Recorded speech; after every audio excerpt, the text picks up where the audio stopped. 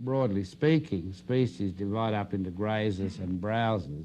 Browsers eat woody things, twigs, tips of little trees, leaves, pods.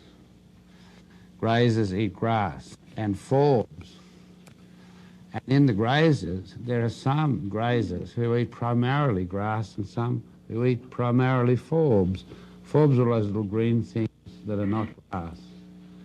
Thistles and dandelions and all those guys. So it's very interesting to watch a pasture under the influence of a single grazer. For instance, if you put geese on pasture, they are grazers. And what they eat is grass. They prefer grass. So as geese extend their influence over the pasture, the non-grasses start to flourish.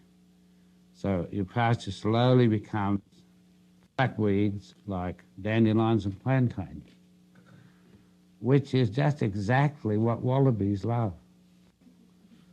So if you mix, wallabies up with the geese, you get well-utilised but not imbalanced pasture. Often the very few animals have to be admixed. Like, if you put 3 goats to every 100 sheep, the goats preferentially eat the flowers of the spiny thistle, Scotch thistle and all that. So the goats wait till it actually flowers. You've got a nice purple flower on. It's quite sweet then. And then they go right through the pasture and eat all of 3 goats. Eat all the tops off the thistle because that is their preferred food. The other preferred food is any member of the Rosaceae. Blackberries, roses, hawthorns and so on. Goats are nuts about the Rosaceae. You don't let them into your rose garden, they totally demolish it. So goats suppress the Rosaceae, so if you have a problem with blackberry or any bramble in your pastures, you only have to add a few goats and it becomes a non-problem. Well, the other way to look at that, if you sometimes do have very cheap land covered with brambles, buy it. Because it's only a few dollars an acre because it's revolting. And just buy some old goats and put in there. And they demolish it. Will they kill it actually if you let them go to it? Yeah. They will kill it in the end. Then you can add in forb eaters and grazers, and actually, without any mechanical work at all, you can reduce it to relatively fine pastures. There is some funny secondary effects going on. If you have goats in very hard tropical grasslands where the grasses are always pretty non-nutritious, and add geese to the goats, geese can't eat those hard grasses. So they follow the goats and they eat the goats' droppings because it's already comminuted enough for them to actually extract nutrient from. And in so doing, because there's no parasites shared by goats and geese, they eliminate parasites, internal parasites from the goat herds, because they digest and geese have crops with stones grinding things up.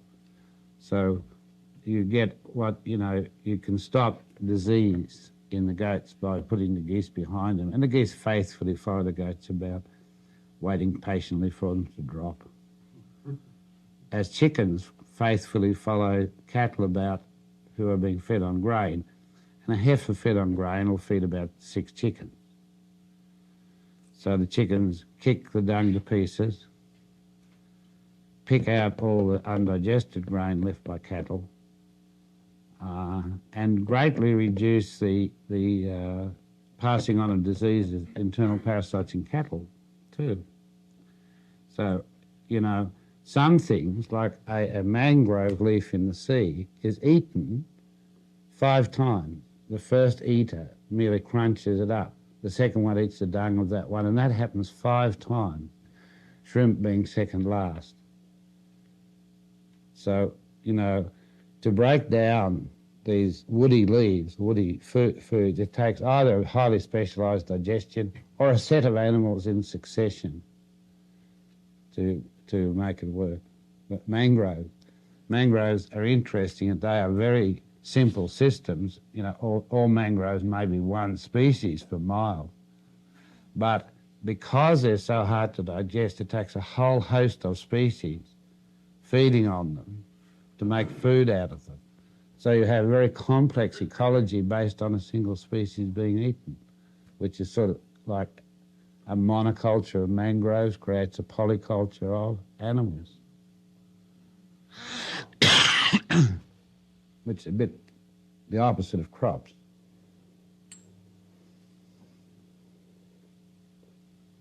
Monoculture crops creates a polyculture. Pests. Yeah. To monoculture crop is to guarantee pests. Right. So there's all these interactions going on. Now, you have to know a bit about your animal. And what you have to know about it is, you know, its methods of digestion, its preferred level of browsing, and animals on range browse from below ground on roots and tubers to up in trees. And the zoonoses, you know, that is, what diseases are passed from one species to another? And against that, what species can you put in to intervene so that doesn't happen? If you're passing liver fluke through snails, from sheep and coming out again, you can get it, or other animals can get it, well then you add black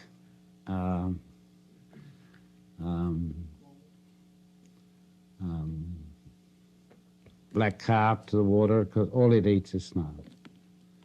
And it doesn't get liver fluke. So you can interpose, set up a hygienic arrangement of polyculture, which is what nature does anyhow. You interpose to prevent transmission of certain parasites or diseases, one animal to another, or to us.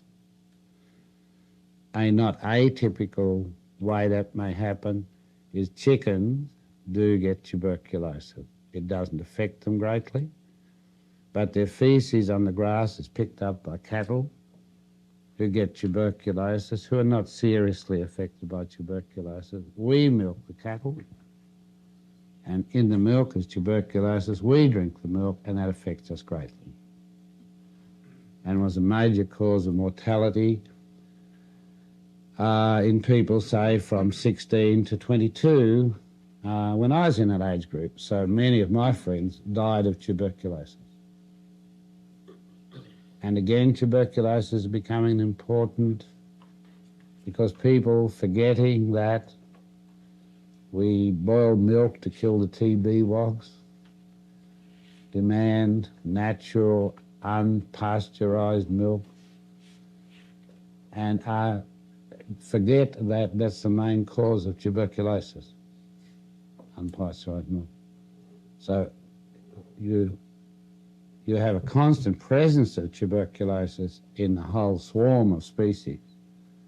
Somewhere, all the time, some chickens, some cattle always have tuberculosis, some people always have tuberculosis. Then in range, in all ranges,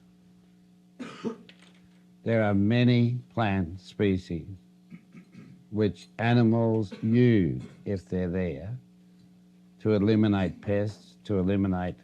How do animals normally eliminate ectoparasites?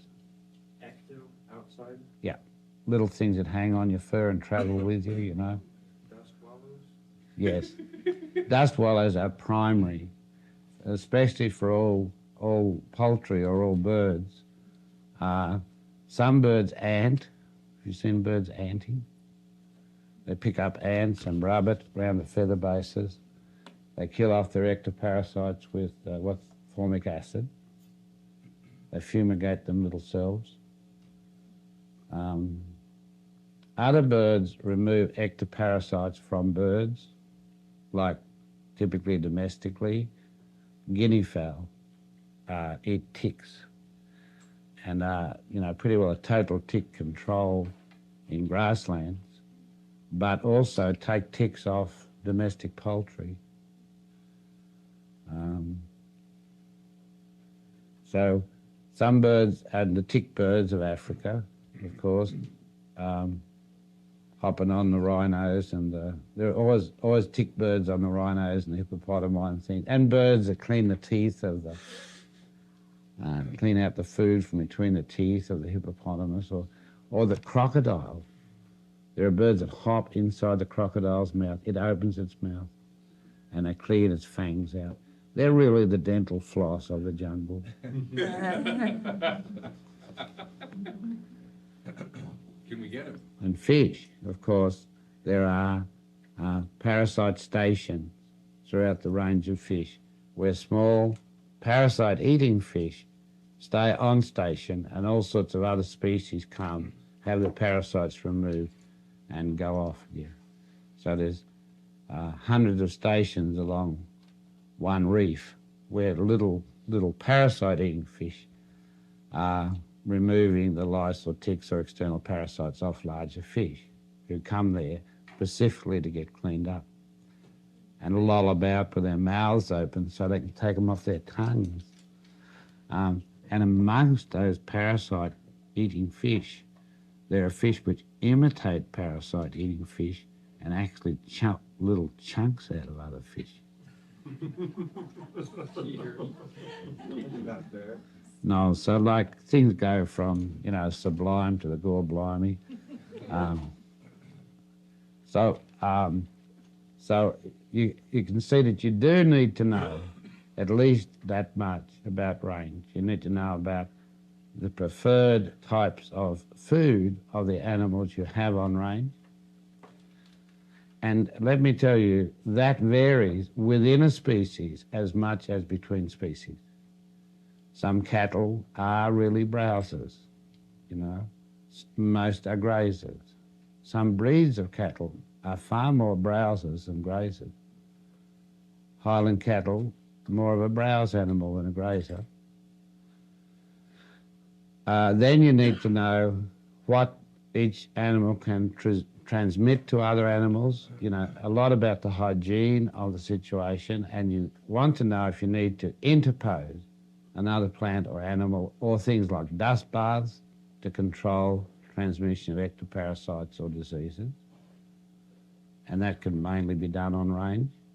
Another way, pigs don't really dust bath. Ostriches and chickens do, and so do horses and buffaloes. They love dust bathing. They have a little trouble to get up on their hump. It's quite amusing to watch a buffalo trying to roll right over, because it's kicking and throwing like mad to get up on its hump. It gets up there and wiggles a little bit, but then flop, it falls off the other side. The buffalo spends most of its time trying to get its hump dusted. Well, you could go out there and dust its hump for it. What does dust do to ectoparasites? Why do they dust bath? It scratches the wax off the coat of the insects, and they are tiny little pools of water, so they evaporate whop. So once they lose the wax outside, they just die of dehydration. So when you provide a dust bath, you can add good scratches to it. One of the best is those little glassy animals that form great diatoms. One of the best, a few handfuls of diatomaceous earth, lacking which you can throw bracken fronds in there, because that breaks up the small silica spicule, or horsetails, equiseta horsetails.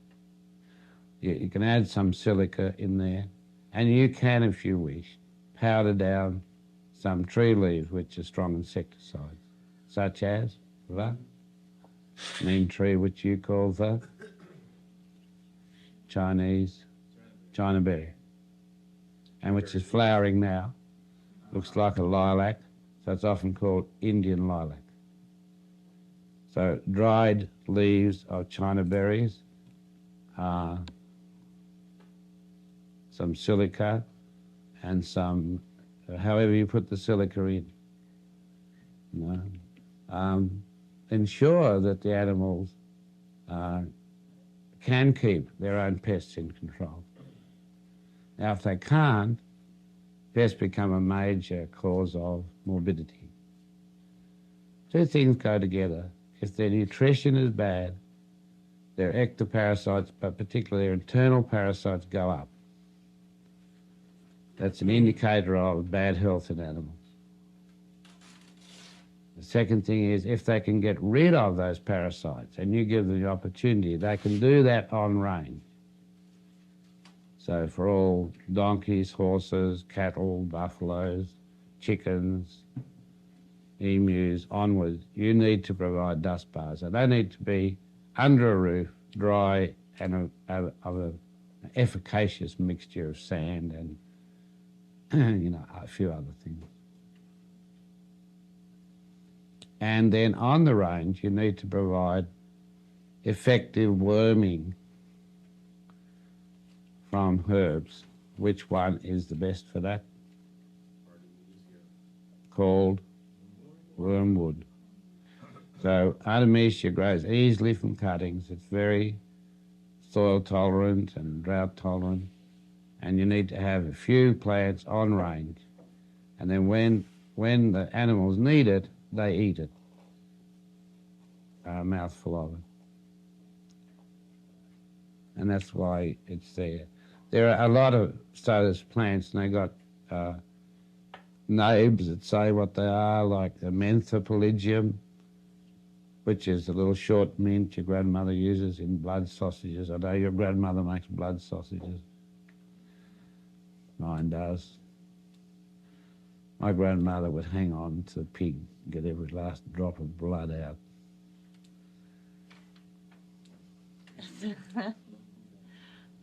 You're never too old to learn. The other day I learned to the lapse when killing a reindeer, turn it upside down using its horn, hold it completely upside down, have a knife of just the right length and push the knife into its heart and hold it there. And when they let it go, it only lives for a few more seconds. But no blood is spilled. And when they open the abdomen, they've only got to tear a little hole in the, what's that, diaphragm, and there's all the blood there. And they can bail it out, and they use it dry then, you know, as a stiffener for soups. And of course, you've got all your iron there.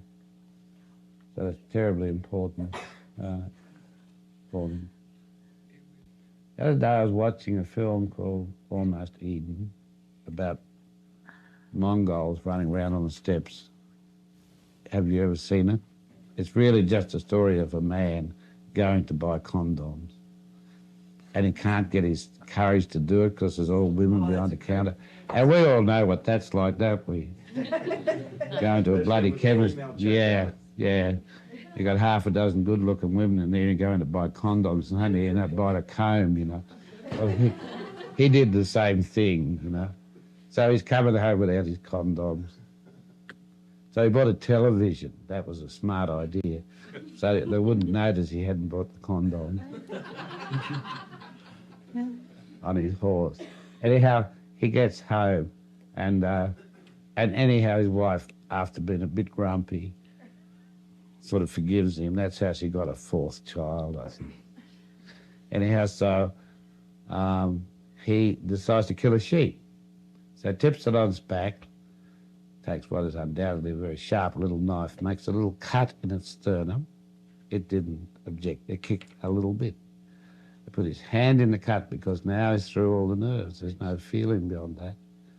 Tears a little hole in the diaphragm, puts his fist inside his chest, holds its heart and stops it, and at the same time held its muzzle, and it just died. It was the quietest, and I thought, next sheep, that's what I do. Right, then now, so the animal, know your animal. Then I think successions. What is it that animals like to do about pastures. They like to pass through the pastures in different successions. If you like, first the coarse grazers, the bunch grass grazers, grazing down the coarse, that's the horses. Or if you've got a rhino or a hippopotamus, just as good. Hippopotamus almost being an enlargement of a pig, really. It's the closest thing to pigs we've got. So they're good coarse grazers. So you may need a few coarse grazers. You always need a few horses, for instance, with cattle. It's no good just trying to run cattle on range because cattle avoid the coarse grasses. That's largely why they avoid areas around old cattle dung, because they have a lot of coarse grasses. So 1 or 2 donkeys, 1 or 2 horses, and your range is, and then the next growth of grass is for the GNU cattle type, the near ungulates. Ungulates, ones that ruminate. So they like the smaller, greener grasses. Then when they're gone, there's a whole group comes through which are the lawn makers, the sort of geese, wombat, wallaby, dik-dik, antelope group, who like tiny little short grazing lands. They're a very useful group to you anyhow, because if you're in a fire-prone area like California and you have pastures or lawns around your house, you can keep these animals, geese, wallaby, so on, and create what we call a marsupial lawn. It's absolutely no chance of burning a marsupial lawn. I mean, it's that high, and there's quite a lot of moss through it. So in Australia, we have often set up fire breaks of marsupial lawn. It's really easy to set it up because if you have wild living things like geese and wallaby, you just feed them in on that area and they create the lawn. So it costs you a bag of bran a year to create this fire break, which is a lot cheaper than doing it mechanically. So, and then there are resident animals which don't pass through. So some of the smaller deer are there all the year. They don't come and go with the seasons. And they are usually fairly mixed browsers. They're like us, they're opportunistic eaters. Residents have got to eat anything. Once you settle down, you can't take your choices.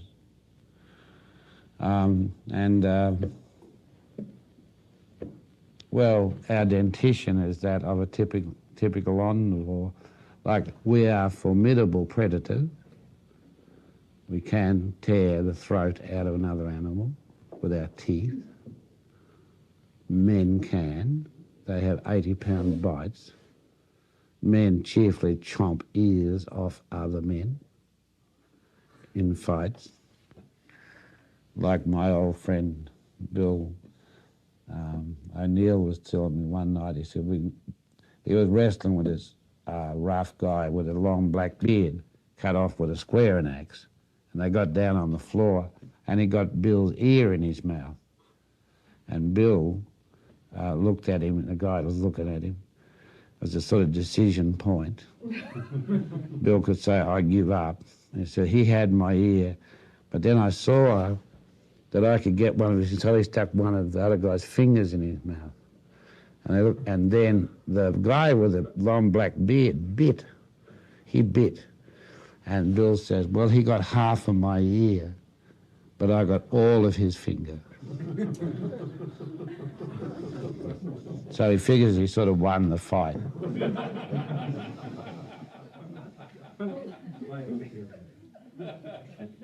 So we are formidable predators.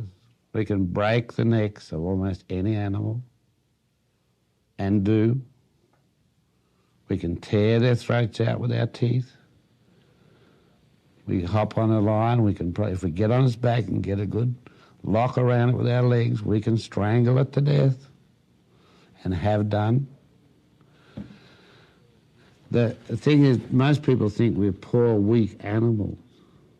We are not. We are horrifyingly strong, horrible predators. And fierce with it, you know. Creative too. Yeah. Like jumping on the whale and jamming its nostrils full of something so it can't breathe. I mean, it's a big animal, but it's got a weak point. Or pygmies run under elephants and just fire one arrow up into their guts and then follow them till they drop. I mean, you can't be looking around for pygmies all the time when you're an elephant.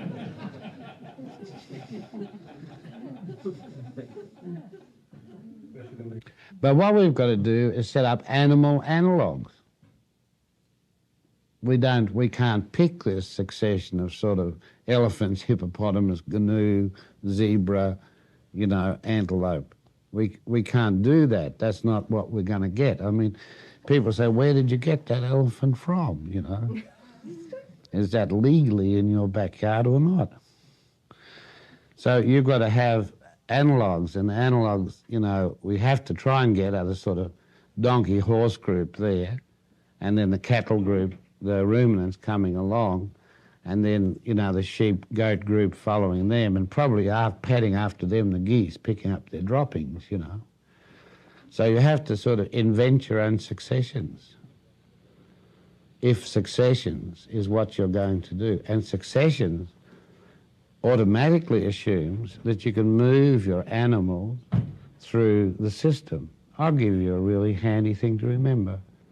If you're going to move animals around a system, you have to have between 15 and 18 divisions on your property. And you have to get around somewhere between every 18 months to 2 years. So animals are following each other minimally a month apart, like that. But more than 18 is not necessary. And less than 15, you probably won't be able to cope with things like your young stock. But you put your succession round, you put your dry, heavy browsers in front, non-breeding ones, come along then with your milking cows and those bringing in calf, and then maybe after them, your heifers and young dry stock, and after them, you know, pigs.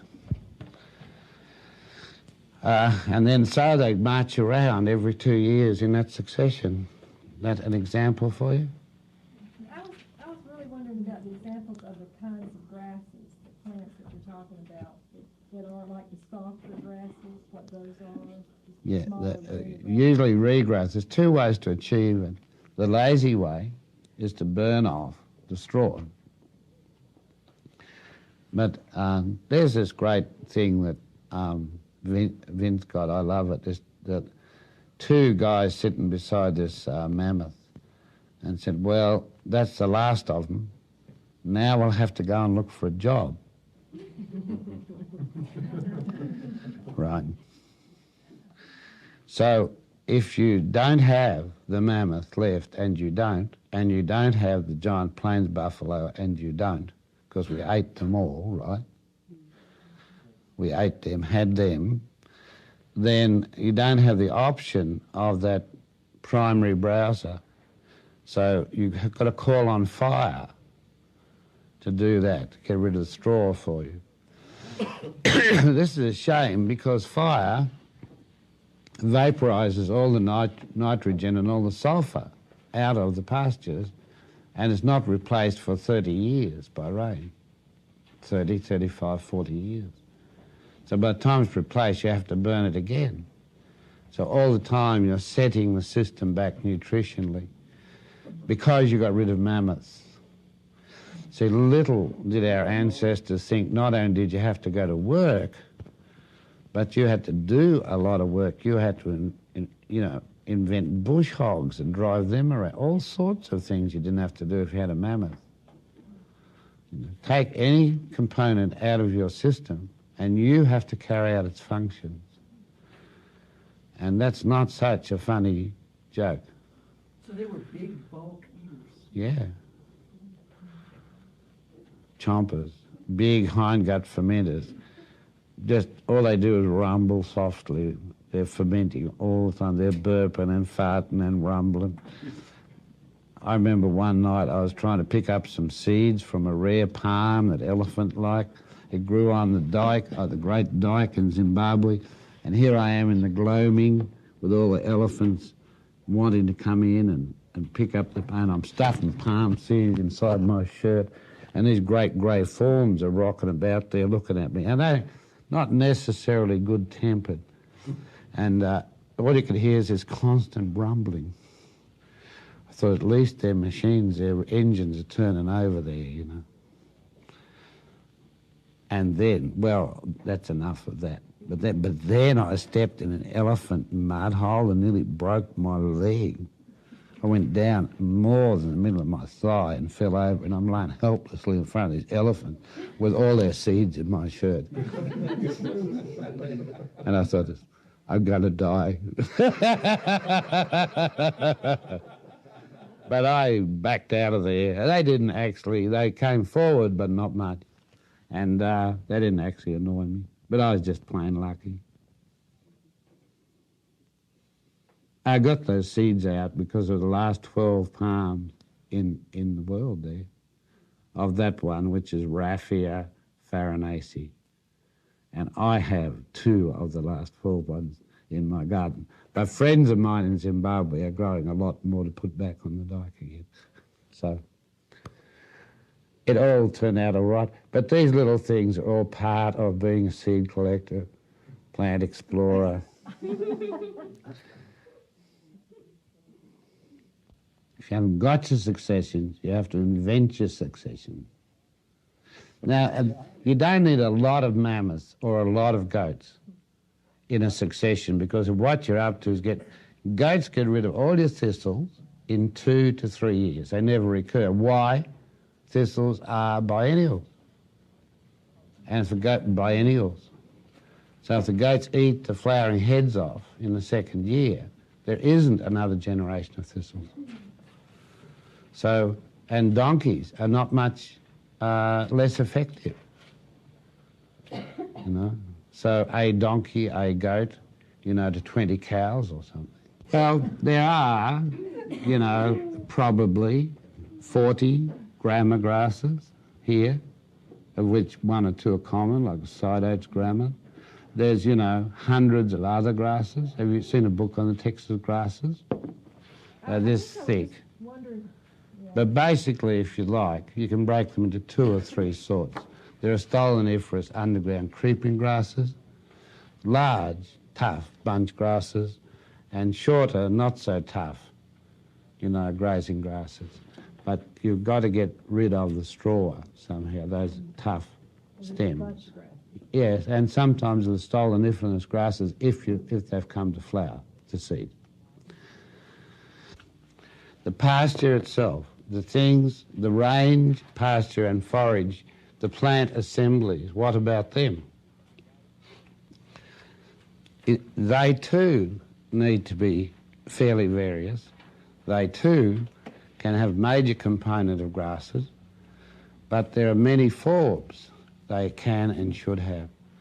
Like, while the prickly thistles are a nuisance to most things, the soft thistles certainly are not what we call sow thistles. What do you call them? Sow thistles. Goats love them. Many things like the soft forbs. The thing about the soft forbs, they're almost all spike-rooted, and almost all of them are great concentrators of mineral. Most of the iron in pastures is in the forbs, not in the grasses. So if you don't want things to turn out to be, what do you call it when you're iron deficient and you go all anemic. Then if you don't want your animals to be anemic, and later we'll go into this even further, then you must, if you can, see to it that forbs are maintained in your pasture. One of the interesting ones, I have friends who do not sow grasses for pastures. They only sow forbs. So grasses will come whether you like it or not. The forbs you've got to keep in. For instance, I have friends who buy in 4, 6, 8 tons of chicory and drill that through their pastures, because chicory, again, is a deep-rooted plant, interesting enough, which likes compacted ground. And it breaks it up. So if you like, chicory also is you see chicory in a pasture, it's usually in a strip, going across the pasture, and you look closely at the strip, you'll find it's an old road. You know, chicory loves that. If you look at chicory in the wild, you'll find it along cattle tracks, because it's so hard, it's good, it loves it along cattle tracks, and so on. So chicory not only spikes and breaks up those hard patches, it provides the essential iron and mineral content for the animals that can't get it from grasses. Comfrey is another such plant. Now, comfrey is not much liked fresh by animals, very few like it. Ducks will kill it right out, they won't let it get an inch above the ground.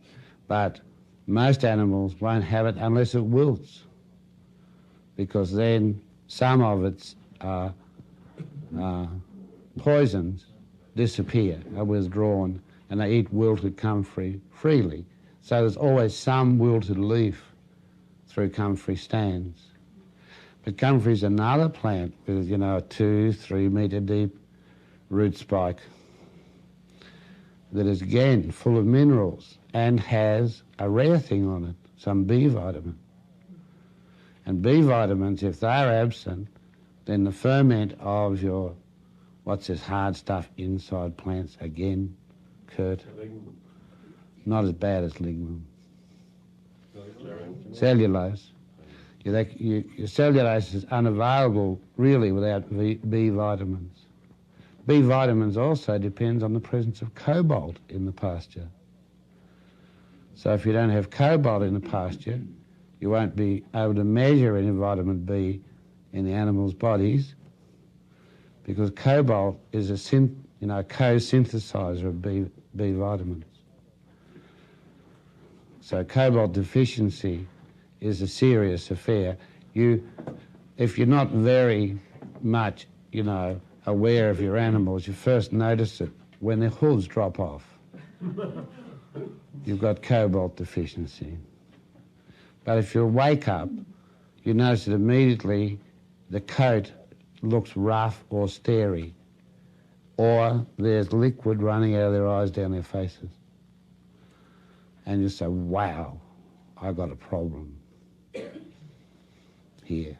And if you measure the vitamin B available to the animals, it ain't there, because the cobalt's not there. So you need these forbs, deep-rooted forbs in your pasture to bring up, animals are a little bit like children. You've got to pay attention to what they eat. If you turn a child out with nothing but Wonder Bread to browse on, Can you just you're going to get a little strange-looking little thing out of that. Possible to do two things. You can do opportunistic seeding, like with chicory along old roads and tracks. It does well there. You can do opportunistic seeding if you've got a good live population of moles and pocket gophers throwing up earth. You can seed those, which is quite good to do, actually. Or you can drill into pasture. Well, that is not where we're to yet. We're dealt a bit with that. We're dealing with this. We'll get to this in a minute. I always get there. Forbs. So forbs through the pastures, the soft thistles, the chicories, a lot of these are partially at least medicinal herbs also, many of them. So not only do they have iron, but they have other things that grasses are pretty boring lot of plants. They're basically the bulk, the sort of bread of the situation, with a bit of protein, very variable in that amount. Roots and root crops if you have that sort of animal in your system, thank you, Scott. I've been doing pretty well without that, really. If you have that sort of animal in your system, or if you're moving pigs along, you know, and you're sticking comfrey and Jerusalem artichoke in, they plough the system out for you. So that gives you lots of opportunity to introduce forbs and grasses. And pig tractoring is real sane stuff. You know, you don't have to do it with breeding pigs. If you don't like lots of little piglets, you can do it with sterile pigs, males. But you can tractor large acreages with pigs. And then along come, then you can get your forbs and many other things in, because you just walk over the ground sticking them in where the pigs have been. And then you build up a very nice total grazing situation. So pigs are a real good leader in that succession. He's really your plough. You get long-nosed varieties with a rough look in their eyes, and they just, you know, they lift a lot of dirt over looking for worms. But you need to move those on for 2 years because they get their worms from worms. And so, but if you can break it that long, then they don't pick up a new worm cycle, so they're self-cleaning. Another reason for that movement is the hygienic fact that many of their ectoparasites and their endoparasites won't stay alive in grasslands for that period, 2 years. So if you can sit those 15 or 18 moves up, if you can, you know, spin that out to the second year and come around again. Occasionally, you've got to get in there and bush hog a bit because you've overgrown something, or burn it, but when you burn it, you lose nutrient. So that's a silly thing to do. So you bush hog it, drop your straw. The other animal in here for this climate is this. And there are more of those than there are cows. You know, per acre, there are tons more earthworms than there are cows. Excellent country, you'll have 3 cows to the acre. You'll have 40 times as much weight in earthworms as you have in cows. Up to 1 3/4 million worms. Right. No, so it's you know, if you don't believe us, count them yourself. We've counted ours, and we give you this figure. And for you, 1.3, was it? Million. Up to 1 3/4 million. Well, up to 1.75. I think we counted 1,750,483. But, you know, you don't want that degree of accuracy. And a half. Some idiot chopped one in half. Did you say 40 tons of worms in 1 acre? You can get.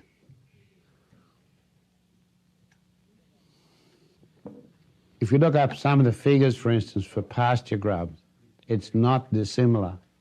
20, 30 tons of pasture grubs in an acre. Once you've got a range going backwards, it is like animals. Very like animals. You notice your grasshoppers increasing, your pasture grubs increasing. Your range is sick. It's the undertakers are arriving. You know, grasshoppers are to range what longicorn beetles are to trees. As soon as the range is sick, here come the grasshoppers. They gradually replace the biomass of the grazing animal and cause a collapse in, say, deer and elk populations, and then the range recovers. Because the grasshoppers basically put a period of famine in to wipe out the grazers who cause the deterioration of the range, and that allows the range recover, and then, you know, then your other species can come back in, if they're still there. Grasshoppers themselves, however, are quite a good thing to have on range because you can convert them into turkey. at a very efficient rate, only about 2.5 to 1, 2.5 pounds of grasshoppers to 1 of turkey. So when you've got pasture grubs in there at 30 tonnes the acre, you know, imagine how much damn turkey you're going to get off that acre. At least, you know, 10 tonnes of turkey. So it's bloody silly to run cows on country which is riddled with pasture grub. It's better to stop, run turkeys, then go back to cows if you want to. Or run turkeys ahead of your cows. Why would you run turkey and guinea fowl with cattle? Or sheep? Ticks and gets the guinea fowl and keep your pasture grubs at a reasonable level. Right, exclusions. If you seek about, there are 2 or 3 situations like corners in the fields, crowns of knolls. Why I say crowns of knolls is because you can't obscure anything by putting something on a knoll. There are little grassy glades in the tree, within the trees, that you can fence out cheaply and put a slightly higher electric wire on than a coarse mesh fence with a slightly higher electric wire. To stop most animal jumping fences, all you have to do is stretch a very unstable, small diameter, loose wire above it. They won't attempt it. They hate those little loose wires. If they think it's solid, they'll try and jump it sometimes, but if it doesn't look a bit solid, they'll stay in. Anyhow, a little high electric wire, they come up and sniff it, see if they can jump it, and it gets them in the nose. It's like, you want to see an electric fence for a snail? You do? Yeah. You put a large diameter plastic pipe down, right? You put little studs in it, which you get. Put a little electric wire along from stud to stud. Up comes the snail. What are these things sticking out in front? Yeah.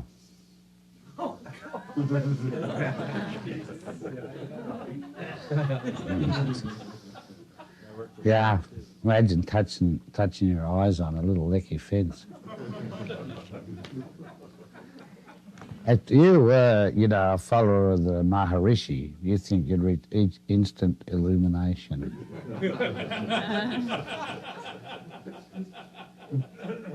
So by raising the wire, you get the animal's curiosity to put his nose on it. Yeah, but they often go up the fence and see what they can do, you know. But anyhow, there's no problem keeping animals at a small exclosure. Inside that little place, it's quite a bright idea not to have a gate, but to have a section of fence you just lift down, the mesh section. You can just lift away. Don't bother with the gate. And hop in there, and now what do you plan? Where the animals can't get it. Pampas grass. Well guessed, son. It's a nice mixture of pampas grass, comfrey, and tagasasti. Everything's so delicious, you know, and a good mix of deep-rooting, mineral-rich plants. Pampas grass was this high-protein grass and cures very well. And tagasasti, which is a high-protein leaf. And just lay the fence down, you know, and let them in for a few days, and then with a good blue dog, go and lift your fence up in 5 days' time. Do that once a month or something.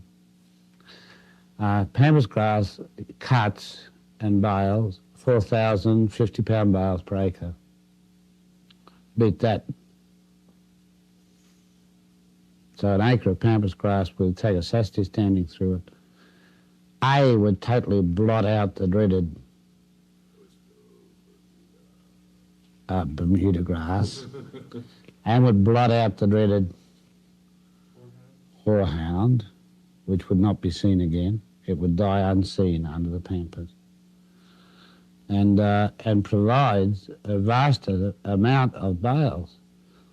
Now, at that rate, say we halve it, we're always got to be, say we get 2,000 pounds weight, 2,000 bales out of it, which is 5 tons. How many bales do we put up in that barn down there every winter? Roughly, son? It's a good, well, I don't know. About 5,000, 6,000. So how many 1 acre exclosures do you need to replace your hoe barn, your baler? And they'll hang in there, and then you need a blue dog, a Queensland healer, and he'll move anything out of there, rhinoceros or not. He can hit a bull at full tilt just above the ankle, cross his legs over, bring him down, and snarl at him. You see a blue dog, can swing on the end of a bull's tail and just take his feet right off the ground. So you don't wait for a blue dog. You see him coming and you get out of there, What's more, blue dogs have what we call good hard eyes. So just by staring at something, he can get it to go where he wants it to go. You can put a chicken in a jam tin just by eye.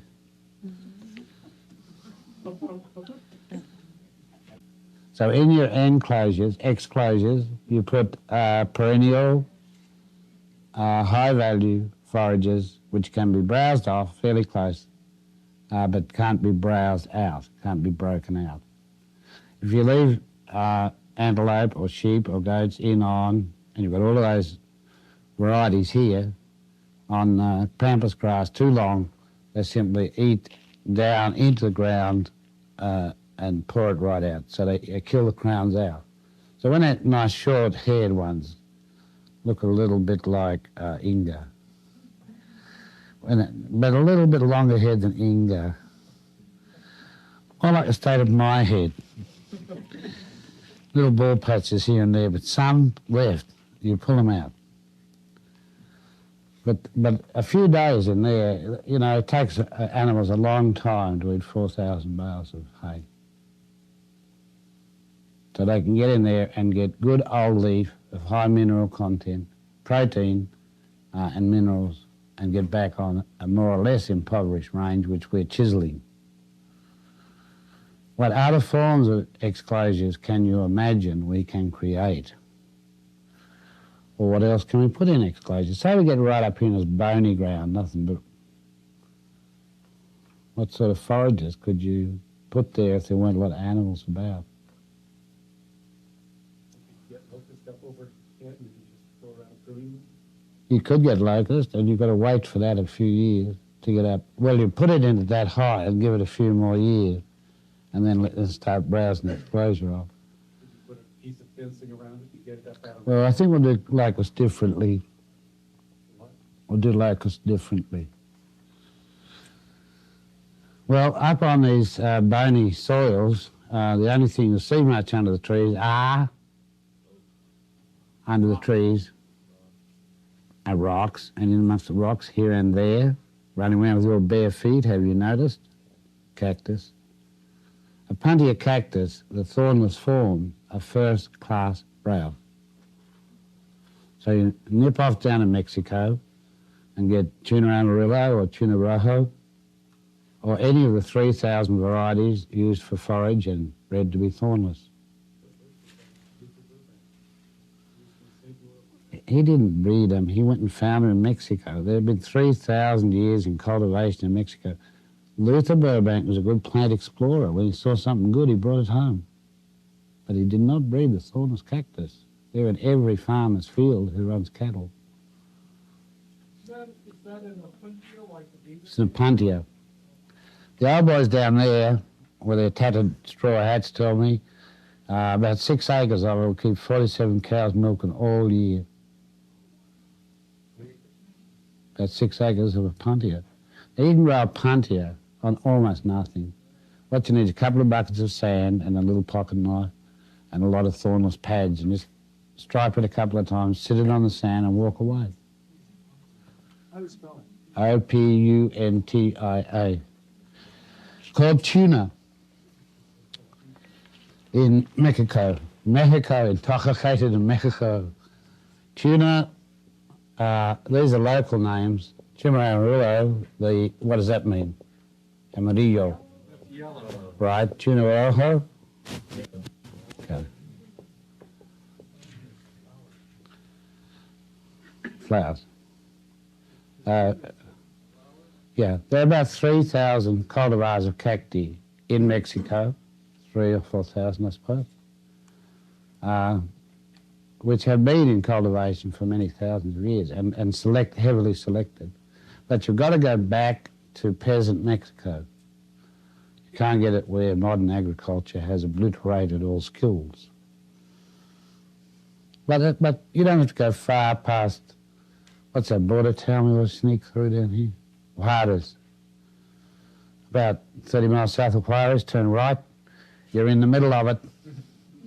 Oh, Mexico, there you go, all mixed orchards, all different trees. You got crops running down between them. You got these thornless tunas in the browse areas on the bony hillsides. And I said to the old guy down there, through an interpreter, I speak very little Spanish, you know. I think I've only got one phrase, really. You don't want to hear it, do you? No.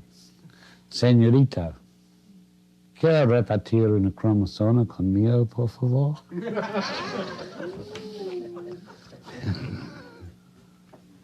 Well, somebody laughed. If you're not intelligent enough to laugh, you're not worth taking home, really.